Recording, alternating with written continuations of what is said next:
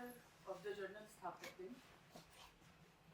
First of all, I would like to thank Professor Ashutosh Sharma sir. He is a godfather to many. People would be agreeing to it. And there's still many more things left. And then I'm really thankful, sir, for giving me this opportunity.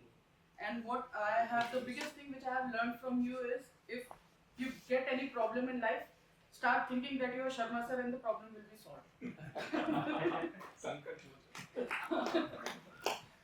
Okay. My topic here is a collective effort of architects, policymakers, historians, scientists in the pursuit of sustainable development.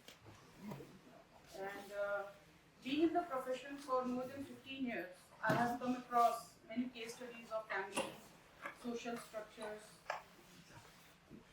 scientific and non-scientific approaches of people for constructing their houses or temples or any other buildings, whether it is made up of bamboo or concrete or glass. In 2013, my father, late Professor Amilya Pandey, created a platform for showcasing the architectural marvels of India all over the world.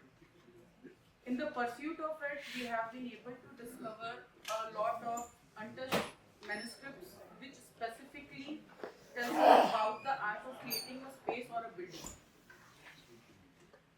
Now, Sthapatyam is a place where art meets science, promotion of more sustainable ways of architecture, considering the impact of our construction industry on the environment. This industry itself is responsible for 39% of the total carbon footprint. Emissions from material production, transportation, and on-site activities. Carbon footprint is in this context is the total greenhouse gas emissions caused by directly or indirectly by a project or product.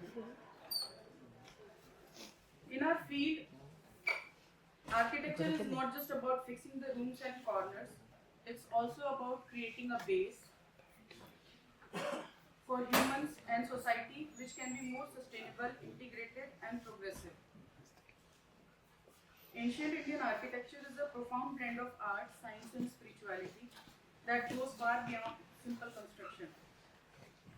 It reveals a deep understanding of engineering, materials and cosmic principles. Ancient Indian architects or Sthapatis were guided by principles laid out in our ancient texts like Vastu Shastra and Sthapatyam. These are the few sustainable building materials which you can see and few unsustainable building materials. And now talking about the Asian architects, I would like to give a few examples here about the engineering marvels. Like this is from Lepakshi Temple, Andhra. And this is one of the floating pillar. It defies all the gravities, and if this pillar is removed, all the framework of the temple is disturbed. And this is from Kailasha Temple. In contemporary times, we have a lot of issues of drainage, even if it rains for some time. This picture specifically shows the drainage system of Indus Valley civilization. This is from Lothal. What I want to say here is, until and unless art meets science and technology, there cannot be a good architecture. People are shifting towards a smart home concept, and we still lack smart city plannings.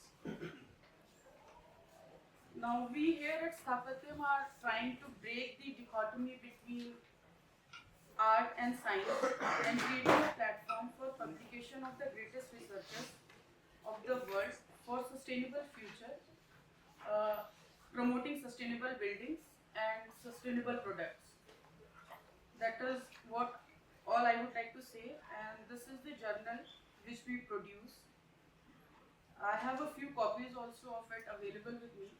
If somebody gets interested, I'm just sitting here, and that is all I would reinstate that science and technology meeting architecture, and then we can go towards more sustainable development and reduce the carbon emissions.